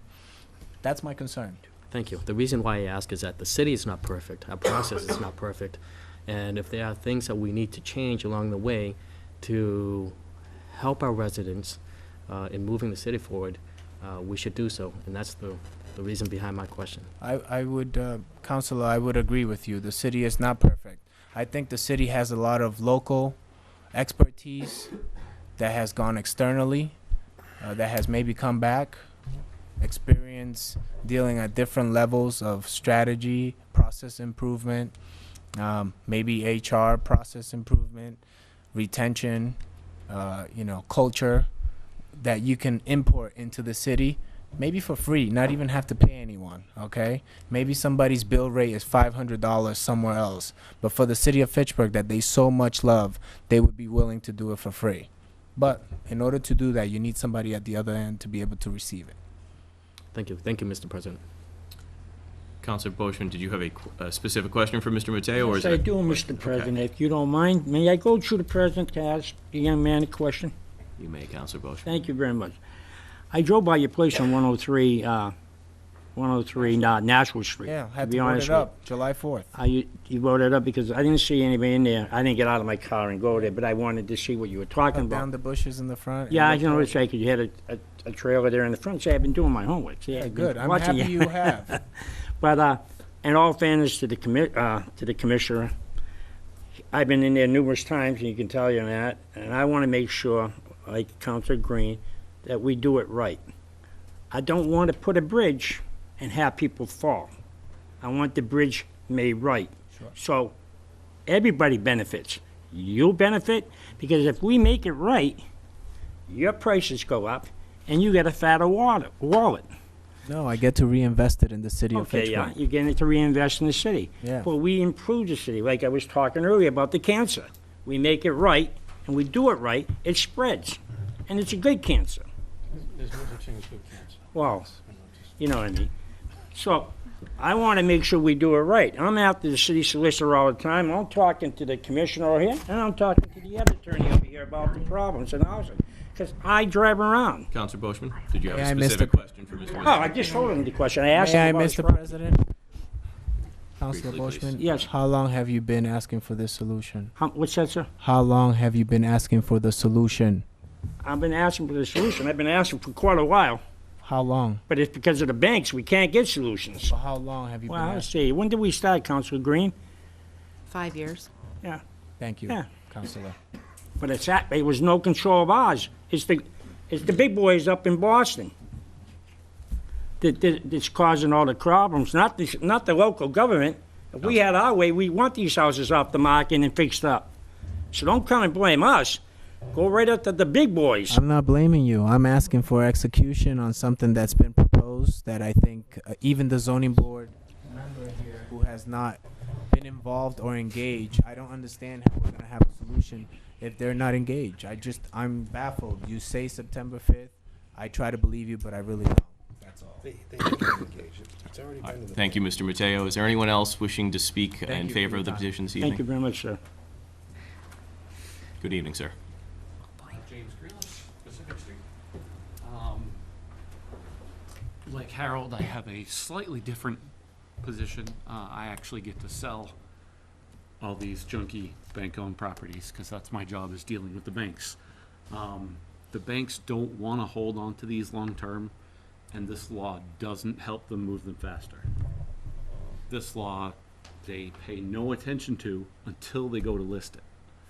The one on Highland Street that Deutsche Bank has owned for 7 years, there are lawsuit issues, there are court issues, and those are the reasons why they hang on to properties and don't sell them. Usually it's title issues. The banks never would hold on to these by choice because they're not looking for the market to come around. The biggest reason is with fractional lending, they have to keep 7 to 10 times the amount of the bad debt in reserves. So if they're holding on to a $100,000 bad debt loan in a property, it means they can't lend out $1 million. They would much rather sell that property for 50 grand to get rid of it than hold on to it and not get income on $1 million. So that's never their choice to hold on to these by choice. Thank you, sir. Is there anyone else wishing to speak for the public at this time? To you, I want to direct my question to you. My question to you. because Councilor I didn't- Boishman, this is an opportunity for the public to speak. Yeah, at but this he's time. addressing the issue to me, and I want to respond to the issue, sir. Sir, you'll have an opportunity to provide a comment, Councilor Boishman, at the appropriate time. This is the appropriate time for the public Okay, to speak to us. Thank you. It was mostly directed to Councilor Boishman because I watched the video from 2 weeks ago, and that was his concern, was trying to force the banks to move faster, and they don't know about this law. It doesn't get them to move faster. They ignore it until they're ready to list, and then what this law actually does is force the property to sell for less, because a lot of investors that aren't Harold don't want to invest here because they've found out about this law the hard way, like the gentleman that's done in Lunenburg, and they never come back. I have a full buyers list. 90% of them won't invest in Fitchburg because of this law. My other question to the city solicitor is, you mentioned all these towns that have a similar law, but that's the abandonment law, isn't it? Fitchburg's law is a vacant law. So Fitchburg interpreted the abandonment to say, hey, if it's been 2 years, we're going to declare you abandoned. Everyone else, abandonment is a different legal term, because the only town I have this problem in is Fitchburg. I'm not sure why there was a council hearing like 3 years ago on a guy that wanted to fix a fourplex that most of the councilors didn't want to let him fix it. And I noticed the reinterpretation of the vacancy as abandoned happened after that. So I don't know if that's why it was reinterpreted that way. But does any other town interpret vacancy as meaning legally abandoned? I don't know exactly what every other town is doing. I'm going to tell you that there are 300 and 27 towns that have some version of this law in their zoning bylaws. Yeah, How but they that's interpret it, abandonment, how they apply it, whether they ignore it, whether they enforce it, I'm sure that's different for the 327 towns. There's not one answer for that. The standard that's out in the statute provides for abandonment, which could happen instantaneously, or a separate standard, which is not used for 2 years, which obviously takes 2 years for the non-use to occur. And if a property comes in to the building commissioner here in Fitchburg, there's an evaluation. And if the law requires a special permit, because this is what we have in our zoning, then, 3 years ago, we didn't do it that way. okay. So I'm wondering, what was the impetus? How did you do it 3 years ago? Well, Because I can't imagine that it wasn't done that way. I've been on the zoning board. 3 years ago, abandonment was an actual legal term that you had to legally tell somebody you were abandoning the property. Vacancy did not count as abandonment. That was reinterpreted sometime in the last 3 years, 2 or 3 years ago. And as some of the councilors mentioned 2 weeks ago, it was voted on, and the reason some of them voted on it was to try and handle the vacant properties, to get more control on them. My interpretation of that is what that has done is drive investors out of Fitchburg, because they go back to investing in Lunenburg where they don't have this problem. The only action on this was the referral of these petitions to the zoning board. That's the only action that this body's done. Okay. Well, I mean, it didn't happen that way 3 years ago, so. Sir, thank you for your commentary and your feedback this evening. The last point is that what these really do is drive down the values in the neighborhood, because none of the investors will buy them, and someone like Harold is willing to put up with the process. He's factoring that into how much he's gonna have to spend. So if he's gonna buy this house for $60,000, if this process wasn't here, he's gonna only pay $40,000 because he knows he's gonna lose 4 months of money. So what that does is drive everyone else's values down. If you look at values in the area, a lot of towns, the values have come all the way back up to 2006. Fitchburg, they definitely have not. I know, just No, give me one go. no. Thank you, sir. That's exactly why the mayor has filed this petition. Is there anyone else wishing to speak at this time? Good evening. Good evening, Lieutenant Jordan, Fitchburg Fire. I'd just like to make a few comments, only because code enforcement, this comes down to my working with Mr. Barbadero. We have a new building commissioner in the city. He's trying to learn everybody's names. I understand the frustration in the general public. But I want to address one of the issues is when I hear there's insider trading in the city departments, it's not true. The people who come in and get things done and the people who are complying in these buildings are the people who come in and ask questions. And then the people who understand the process that we have set forth, whether it's right or whether it's wrong. They come in and ask questions first. They say, what do we need? They come in with a package and they're complying these buildings with sprinkler systems and fire alarms, and they're making these buildings come up to code. I understand people want to buy properties cheap, turn them over, make money. I'm not saying the process is perfect here, but I thank you, Councilor Green, Vinnie Pusateri, for at least taking the time to look at this, to look at a decision to revitalize this way we do things, to maybe fast track it, create a strike force, if you will, to go and approve these properties. But thank you for the time to just take and sit and talk to your city inspectors and do it right. Because the last thing I want to get myself involved in, for the people who've come in and done it right for the past 3 years in my administration, is to have something happen where somebody buys a house across the street without the same rules and without the same compliance that we've already done in the beginning. Now we're creating, well, why did I have to do this, and sprinkler a building, put a fire alarm in when this person doesn't? And I understand both sides of the argument, but please, all I can do is put my department out to assist you in some strike team or fast permitting process or some question and answer to put out there to the general public so they kind of have an idea what they know going in, instead of buying a property and then coming in later when we go in for an inspection and say, oh, it's a 4-family, I needed a sprinkler. These people need to ask questions, and I agree. Maybe there's a way we can streamline it. But thank you for the time, and I'll put my office at your need when we form this. Thank you, Lieutenant Jordan. Is there anyone else wishing to speak in favor of the petition? Is there anyone wishing to speak in opposition to the petition? If all have been heard, declare, councilors, would this would be an opportunity to Move that the September 5th. petition be referred to the September 6th meeting. Second. have a motion and second meeting? for September the hearing to be recessed until the September 5th meeting. Speaking to the motion, Councilor Boishman. Speaking to the motion, I got one thing to say, and I'll make it quick and sweet. 2 weeks ago, they came in front and they asked us. I talked to the assistant city solicitor, and I said, I'm gonna go home, and I'm gonna start reading up on this. And I'm gonna do my best to come up with some way to help out. Now, I was told it's not the bank's fault. Well, as my research was going, they call it zombie registrations. That's what they call it. And the city of LA took the banks to court and won $13.3 million because they didn't want to take care of their vacant properties. They held them, and they brought the neighborhoods down. I'm not making up the rules. I am not causing problems in the city of Fitchburg. The banks are causing them. The Bank of America, when I went to apply for a loan to fix up my house, they wouldn't give me a loan. Now what they told me? You're in a red zone.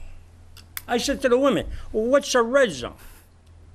He says, we don't want to invest in the bank. We don't want to invest in Fitchburg because you're in a red zone. It's not worth it. I said, you caused the problem. You literally caused the problem. You made my property go down.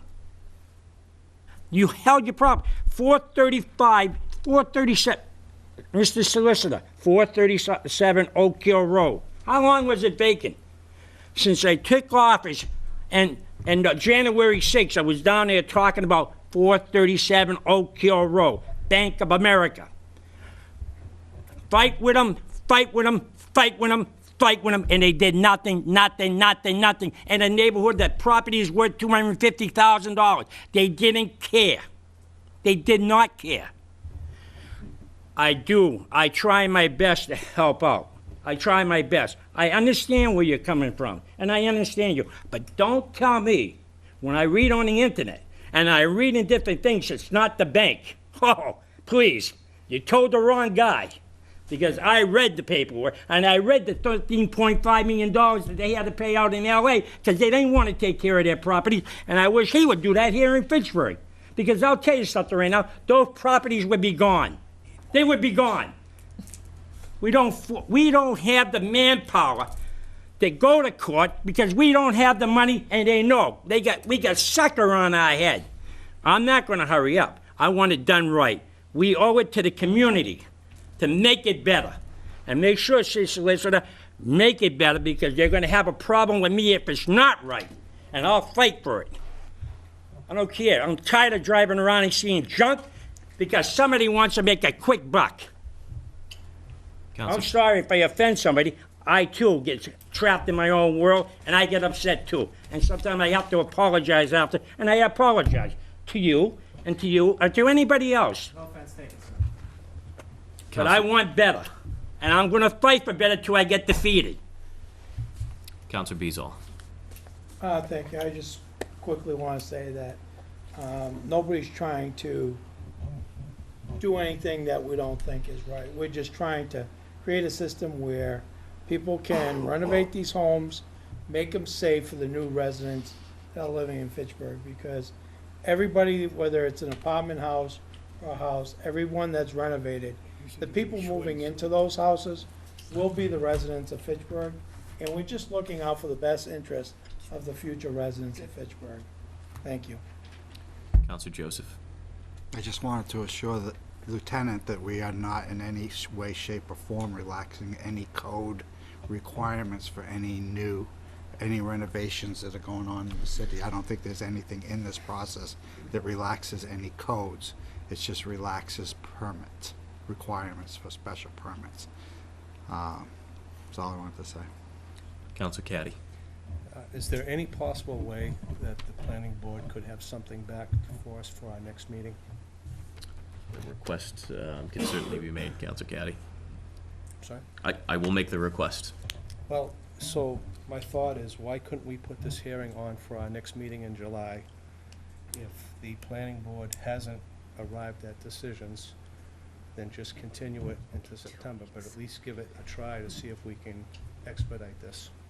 I believe from what I heard, that's really what was being asked. There was a lot of other things said, but we were being asked if we could expedite this. And I mean that, don't rush it. If it's not ready, we don't do it, but at least make an attempt. Mr. Solicitor, you... Planning board is going to meet on the 11th, and it's possible.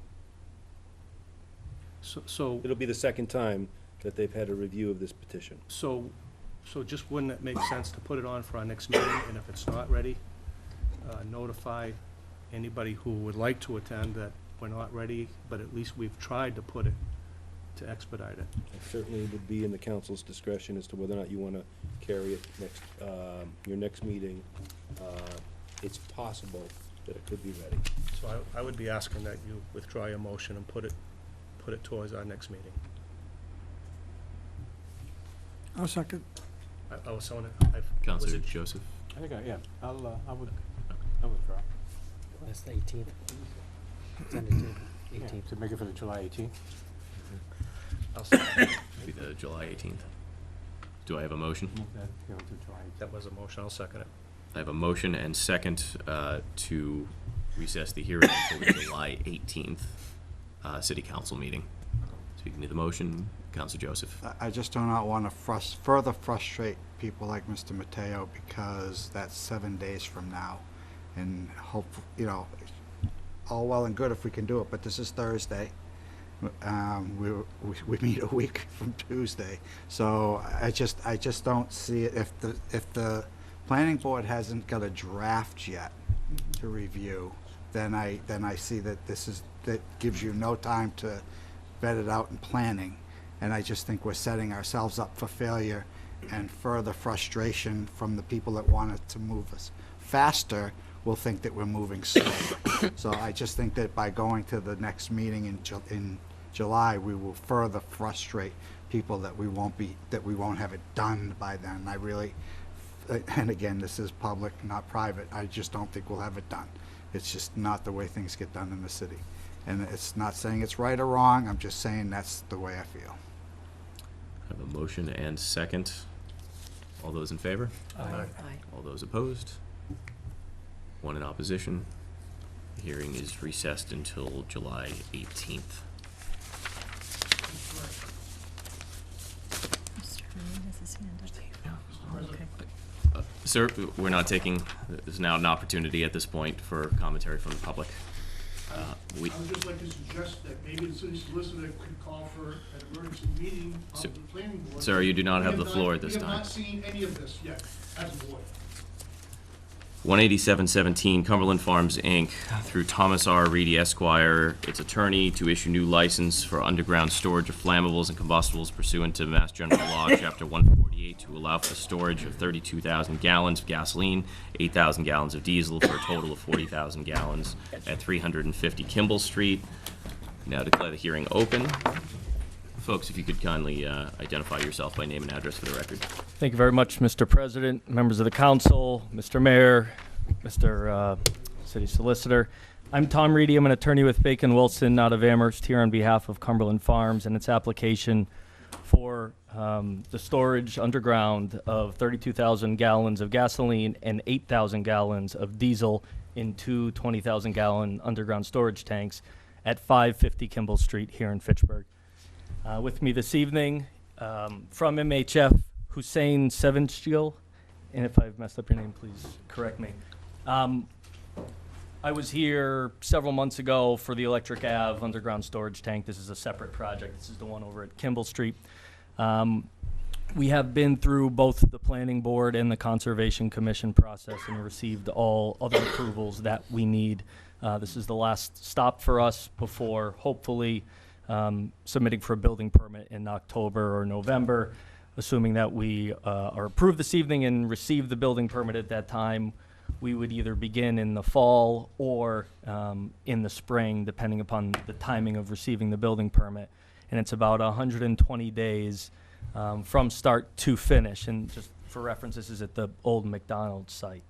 The proposal is for a 5,275 square foot retail convenience store with 4 automobile filling stations, 8 fueling positions. What would happen if we're granted this approval and receive the building permit and actually construct? We would look to, across the street, you're probably aware, there's an existing Cumberland Farms, about 2,700 square feet, 4 fueling stations, 8 fueling positions on a much smaller lot. We would look to decommission that, work with the fire department to remove the existing, I think there's 3 8,000-gallon underground storage tanks. We were to move those, look to take the canopy down, and then look to either sell or lease the property with some restrictions so it's not a direct competitor of Cumberland Farms.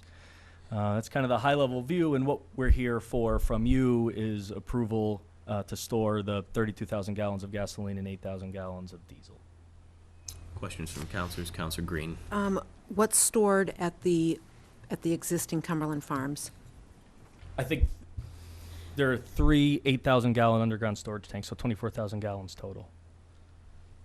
Okay, and you're increasing to 32,000 because of the increase of volume that you're hoping for? So this is a separate license because the license runs with the land. So what we'll ultimately do is end up relinquishing the license of the store that currently exists. We would be looking for a totally new license on this site with 40,000 gallons total. And one of the reasons why is because to have larger storage means less deliveries, less frequent deliveries. And so you're not messing up the internal site circulation by having a tanker truck come more often to fill up the gas. I don't know if they expect more volume, different volume. I would hope that they expect more because of the investment sure that he they're hopes, looking right, yeah, for more. to make. And just by way of reference, I mean, we've got, the existing site is assessed at about $410,000. We would expect the assessed value of this new site to triple, so $1.2 million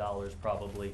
The existing McDonald's site's about $690,000, so it's an increase over that. But the primary reason for the larger capacity is to decrease the number of deliveries required at the site.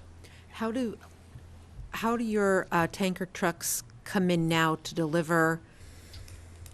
Are they using Route 2 coming down 31 that way? Are they going to use River Street? Are they going to use Clarendon Street, Kimball Street?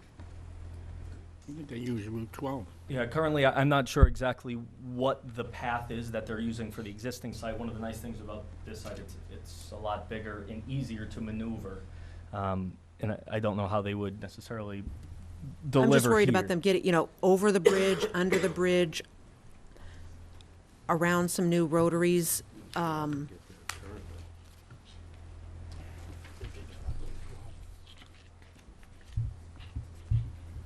Yeah, I don't know off the top of my head exactly which way they're planning on circulating. Circulation on site, I think, yes.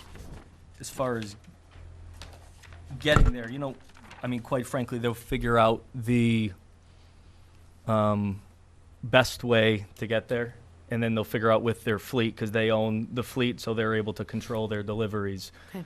how best to get there to avoid any of the impediments that you're mentioning. All right, thank you. Councilor Joseph. Everything's been approved by the fire department? Yes. Yes, and I think Lieutenant Jordan's here in case there are any questions. Council, the chief actually sent me down here in case you have any concerns, needs of this project. If you have any questions of the fire department. What I basically do when these plans come in, this is all preliminary, this is all based on your need for a land license. What I can tell you from looking at this project, I'm not trying to endorse the project for them, but I will give an endorsement on this fact, is the property that they're using right now is packed because they have overgrown their facility. As soon as they started selling the dollar lunches and the coffees for 99 cents and the Cumberland's card with the discount, their business has expanded. And if you know the Cumberland's as it is right now, which is over here, if I can just go to the map, everything here, all their entrances are right in this rotary path. So it does kind of create a blockade for them. All their fire protection stuff inside, I'm constantly on them because of storage in the building, exit space, in the coolers, pull stations, fire extinguishers that you can't get to. They're just choked for space. I'm welcoming a newer building with a bigger size. It's only gonna make that whole River Street project look better. Underground storage with the bigger size, that's not my purview. That's the engineers who get to look at this project and say what we can do with this space. Their signed signature stamp, they're the ones who are gonna give you that plan and proposal for the building commissioner. The one thing I can bring here that you might like is all these entrances and exits are away from the rotary to lighten up the confusion in the traffic pattern.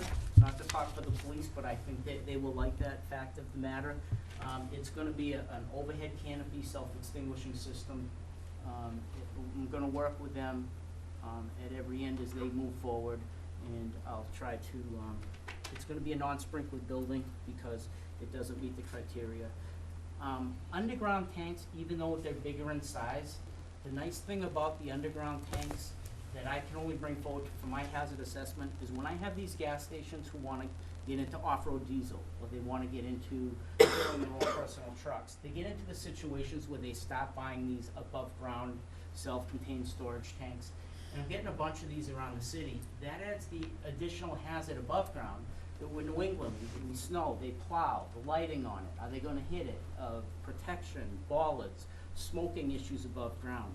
I wouldn't be too concerned with the underground hazard. It's actually a benefit in the fact that we're not storing all these tanks above ground where we are, where the accidents happen. I don't know if I can address any more of your concerns, but I'm here if you have a question about the project. Thank you. Gentlemen, seeing that the river wraps around 3 of the sides of this property, just concerned about the close proximity with the increased gallons there at that location. Any mitigating factors that have been put into place to prevent any environmental hazards or potential thereof? So I don't know if you want to talk about the tanks themselves. We've got, 2 double-walled fiberglass interstitial monitored storage tanks, and so there's fluid in between, like I think it's a saline fluid in between. Maybe I'll just let you take it, right? Good evening. For the record, Hussein Savinchkid with MHF Design, professional engineer. The tanks that are proposed are double-wall fiberglass, so it's like a tank within a tank, and the interstitial space is monitored. There's a separate reservoir on the tank that has a sensor that's in there, so if there is a spill, the alarm in the store goes off. All the piping that would be on site, I'm not sure what the existing piping across the street is, but this would be a double wall piping system as well. Again, the sumps at the dispensers, there are underground dispenser sumps that are also monitored. If there's a spill in the piping, if there's a leak in the piping, the piping slopes back to the tank sumps. So those are monitored as well. So there are additional, safeguards that are not at the existing facility. Thank you. And maybe our building commissioner or city solicitor could yield a little bit. Does this require Conservation Commission sign off? Does that occur before it gets to us for a permit such as this? I'm not aware whether or not they're And if I'm coming into the impact zone. Yeah, so we've been in front of the Conservation Commission, I think it was in February, received an order of conditions, modified the plan slightly, and received unanimous approval of that revision. I think it was in May from the Conservation Commission, so we've been through that process. Thank you, sir. Councilor Caddy. Sir, when you vacate the other building, you said there's going to be restrictions. What are those restrictions? It'll be restrictions against another convenience store or gas station, pizza shop, coffee shop. So just to limit the use of that site of anything that would be a direct competitor of Cumberland Farms. So what happens if there isn't anybody who wants to lease that building? What happens to the building? Well, we've had discussions with the Economic Development Department here in Fitchburg about helping us market it, because this has come up at the planning board hearing as well. And I think it's just a collaborative effort to make sure that we find somebody. I think twofold. First, Cumberland Farms doesn't want to have to own it for longer than they have to own it. And I think that, kind of based on their earlier discussions, you know, high tide raises all boats. And so if you can have another viable, revitalized use in that same area, it helps the existing site. I mean, to answer your question directly, if it sits, it sits, but we're going to do everything we can to prevent it from sitting for longer than it needs to. Has any of the boards put any restrictions on its maintenance? What it's gonna look like after, if it's not rented and after it's vacated? No, and unfortunately, there's no mechanism in the other approvals, or quite frankly, even this approval, that restricts that site. I think, I mean, we're investing, Cumberland Farms is investing pretty significantly in Fitchburg. We're not going anywhere. I think the city solicitor can tell you that if he needs to get in touch with me, he knows how to get in touch with me. We've had numerous discussions. So if it turns into a problem, Cumberland Farms is incredibly responsive. They look to preserve their reputation because it follows them to every other community that they're in. So, I mean, we can't give you any warranties, but just hopefully good faith in what we've done in the past. Well, I'm just thinking that when you restrict it to convenience stores, coffee shops, it's gonna limit the people that want that area. First thing that comes to mind is a used car dealer, and we're inundated with used car dealers all up and down that strip. The last thing I'd like to see there is another used car dealer. So I guess I like your project. I'm certainly gonna support it. I'm just a little worried what it's gonna look like, 2 years from now if it's vacant.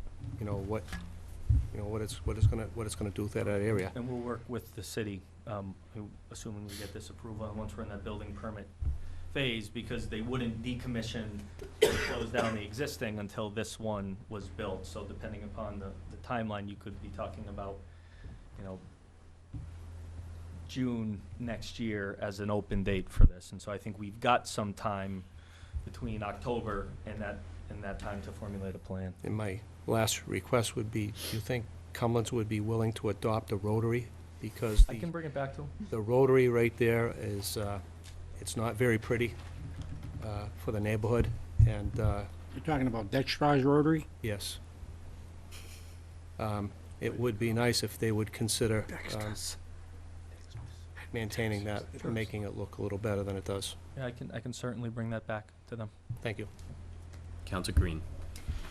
My question about the existing property, once you vacate, is there, or do you know, is there any contamination in that ground from it being?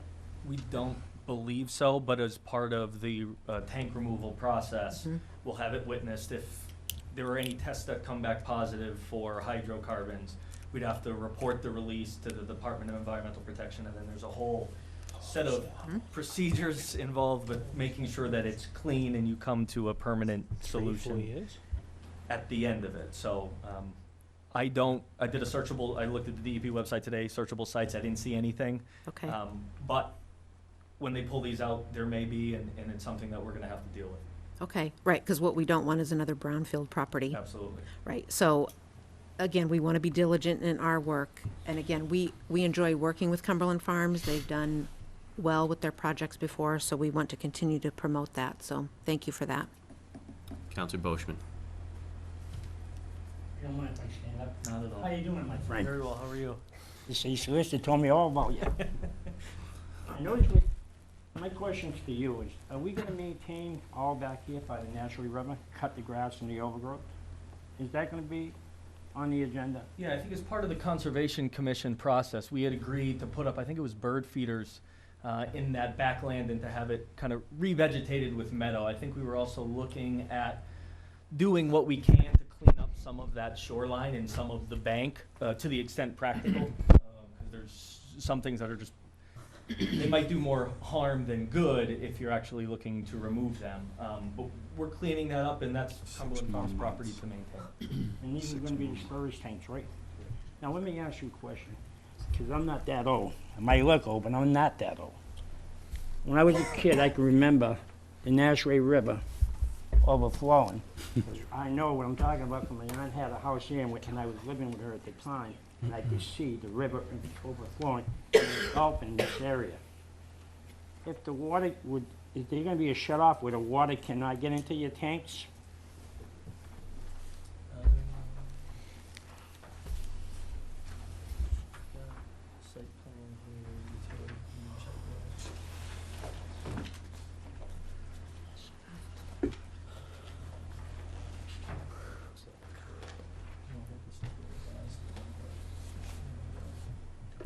It must be. You don't have to really go through all that. I just thought I asked. Well, I'm sure, so we've graded the site out to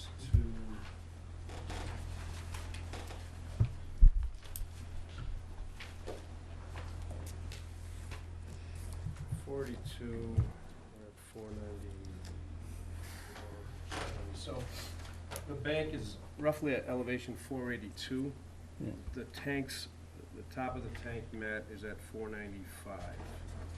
About 13 feet higher than Yeah. the bank. So basically, it would just, if there was a flood, it would just flood up back It would, there. you know, it's graded out, there is a gradual grade coming up. This is Yeah. the existing parking lot for Right. McDonald's that's being removed. So we are grading in this area as well. So we're grading the site to be further up.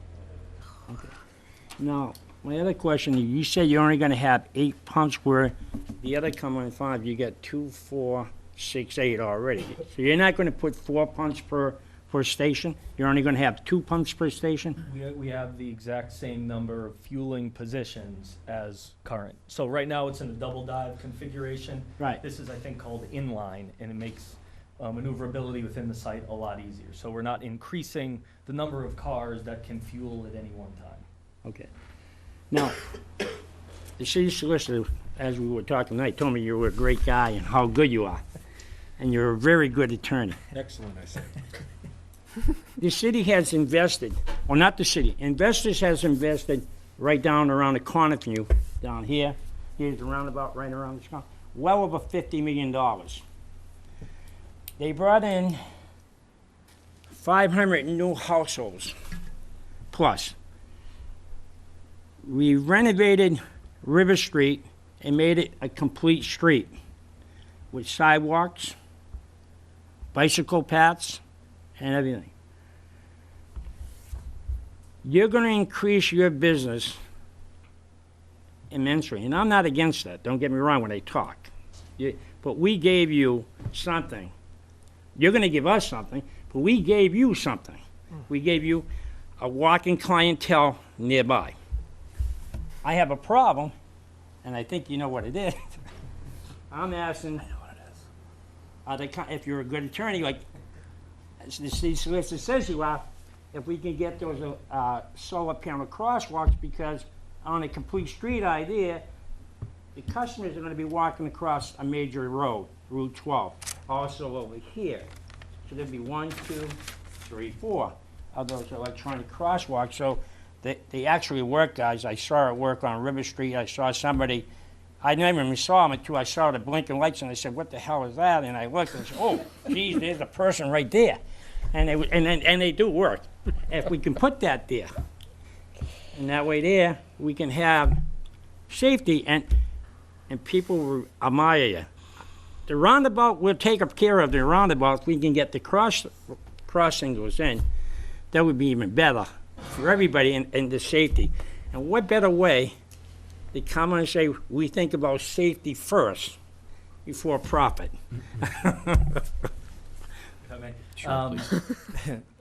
I appreciate the kind words, both from you and the city solicitor. I mean, quite frankly, I don't think that's going to be within the budget.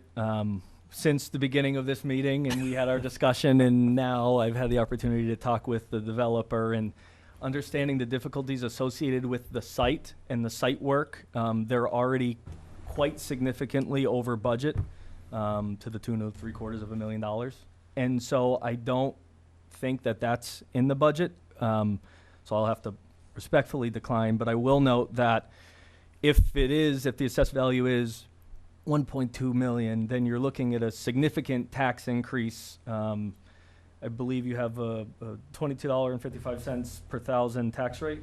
Mm-hmm. So I think you're looking at about $26,000, which is almost triple what you're currently getting from the Cumberland Farms. And so I'd respectfully suggest that there might be some funding there if if the pedestrian flashers were vital. Yeah, but, you just got done telling that the Cumberland Farms likes to work with the community. Now, and this council as a whole really likes to work with businesses because we're working on the two-tier tax thing where we're bringing it down to 0. So look at the extra money you guys are saving. And you know what I mean? You can bring it right over here. And what better way? I'll even put on the donated by Cumberland Farms right up there on the sign. And I'll take it back to them, of course. But I wouldn't hold your breath, quite frankly. I thought you were good. Please hold his breath. Counselor Tran. Mr. President, I'm assuming you have a state-of-the-art outdoor security system. Yes. Have you asked our police department to review the positioning of all your cameras? I don't believe so. I don't think we've asked them yet. They should have received a copy of the packet when we had originally submitted it to the planning board.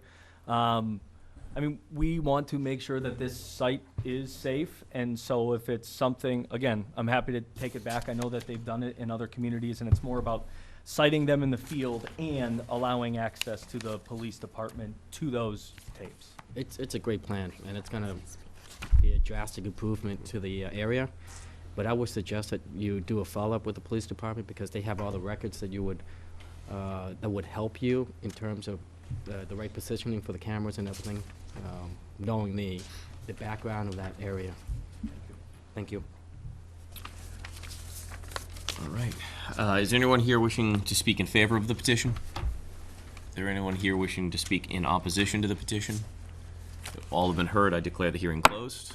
Move the petition be granted. Second. Motion and many seconds to approve 09817. Speaking to the motion, all those in favor? Aye. Aye. Those opposed? It is unanimous. Motion I carries. think you had the wrong petition. It's 187. I apologize. Thank you. Yes, Counselor Caddy, good catch. Thank you very Motion much. and second to approve Good luck. 18717. Just for clarification, all those in favor? Aye. All those opposed? It is unanimous. Motion carries. Thank you very much. Congratulations, gentlemen. Thank you. Thank you very much. Petitions. President. Motion 193-17 to include 200-17. 199-17 you referred to the committee, and 217 you referred to other. I have a motion and second to send 193 up to and including 199-17 to their respective committees, and 217 to be referred to a public hearing by the City Council on September 5th, 2017. Speaking to the motion, all those in favor? Aye. All those opposed? It is unanimous. Second. I have a motion and second to adjourn. Councilors, before we do so, I just wanted to make a quick announcement. I've come to understand that there were someone in this room was voted best in Central Massachusetts today, and that's Councilor Amy Green for best massage therapist in Central Massachusetts. Congratulations to Councilor Green for all of her hard work and her accolades. Oh, go ahead, Mr. Councilor Caddy. Councilor Caddy. Just want to make a public announcement. Pride, the Fitchburg Main Street Group, is sponsoring an al fresco Fitchburg night, July 20th, Thursday night, July 20th. What we're basically doing is we're closing down Main Street at 6 p.m.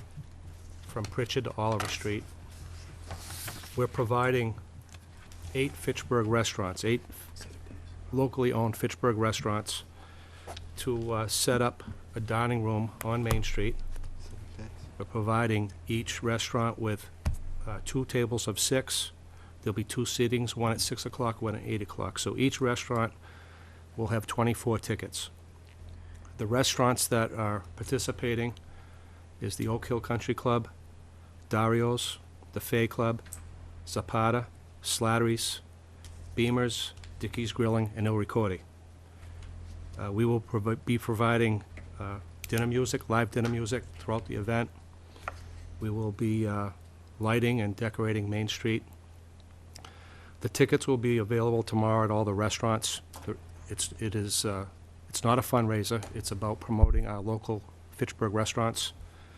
Each restaurant will devise their own menu, charge what they seem is according to their menu, and all the proceeds will go towards those restaurants.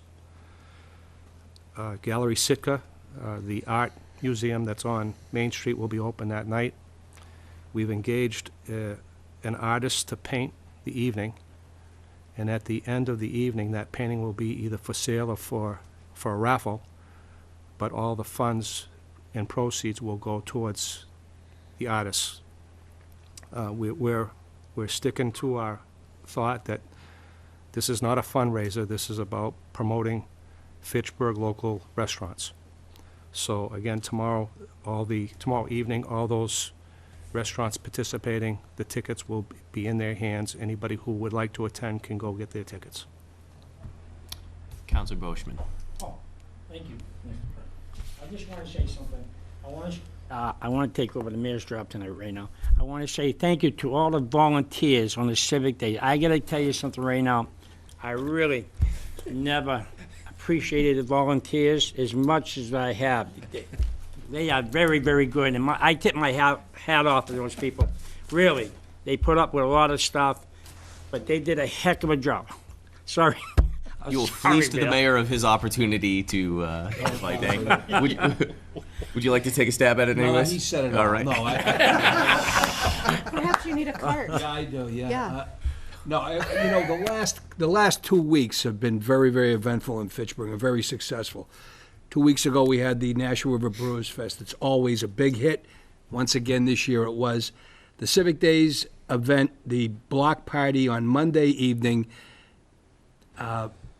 proved to be the largest crowd we've ever had. I'm hearing estimates between 15 and 18,000 people, and it's only going to get better. Now, I want to point out, it's a small group that really puts that together, and it's an all-year process. They're starting now for next year, and we just couldn't be happier with their performance, and they've made it much more interactive. I think that's why we've attracted some of the crowds, some of the largest crowds we've ever had at Civic Days. The parade, not to diminish how well that went, that was also probably one of the more better attended parades we've had in recent years. So, again, all their hard work, we thank all the people. We're getting more and more people outside of the city of Fitchburg, and that's what we want. We want our events to become regional, and they have been, and we're very pleased with that. Thank you. And the mayor is also very, very humble about his staff's involvement, but A.J. Tarigny really bore the brunt of the labor for this effort, and he is very deservingly on vacation right now, but certainly it was his efforts that championed Civic Days. Diane and Ray Burnett, just fabulous. And they've done this so many years now that they've got it down to a science, and but it's a lot of hard work, and I appreciate that, and I thank them for that. Councilor Green. Yeah, thank you for the acknowledgement, but more importantly, don't forget that we have our all-important duck race this Sunday. That's right. Right, afternoon. How could I so forget the duck race? The duck race, right, 4 p.m., Riverfront Park. Yes. Get your ducks Adopt in a a row. duck. Adopt a duck. It's what time did you say, Council? 4. It's Well, 5, you can isn't show it? up at 4, but Isn't we've got stuff going on. the monster is there, the green All monster afternoon, is there at right. 5, I think, and then the ducks go at Right, 6. At 6. Right? Right, but we want people to show up. Oh, for 4 o'clock, okay. Right, yeah. Yeah. Just be Councilor there Green at tells 4. me to be there at 4, I'll be there at 4. Right. I have a motion and second to adjourn. All those in favor? Aye. Aye. Opposed? We're adjourned. Thank you, councilors.